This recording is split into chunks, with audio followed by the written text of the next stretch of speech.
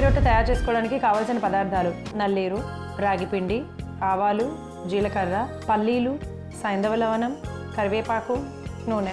నల్లేరు రాగి రొట్టె తయారు చేసుకునే విధానం: ముందుగా స్టవ్ వెలిగించి పాన్ పెట్టుకొని అందులో పల్లీలు, నల్లేరు, కరివేపాకు, ఆవాలు, జీలకర్ర వేసి వేగించుకొని స్టవ్ ఆఫ్ చేసి కొద్దిగా చల్లారాక మిక్సీ జార్లోకి తీసుకొని అందులో రుచికి సరిపడా సైంధవ లవణం వేసి మెత్తగా గ్రైండ్ చేసుకోవాలి. ఆ తరువాత ఒక మిక్సింగ్ బౌల్ తీసుకొని అందులో 1 కప్పు రాగి పిండి, గ్రైండ్ చేసుకున్న మిశ్రమము, సరిపడా నీళ్లు పోసుకొని కలుపుకోవాలి.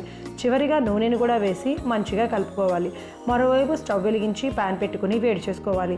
ఈలోగా కలుపుకున్న పిండిని చపాతీలాగా ఒత్తుకొని వేడైన పాన్ మీద వేసి 2 వైపులా తిప్పుకుంటూ చక్కగా కాల్చుకొని సర్వింగ్ బౌల్లోకి తీసుకుంటే శరీరానికి కాల్షియంని, విటమిన్ డిని, ఐరన్ని అధికంగా అందించే నల్లేరు రాగి రొట్టె రెడీ.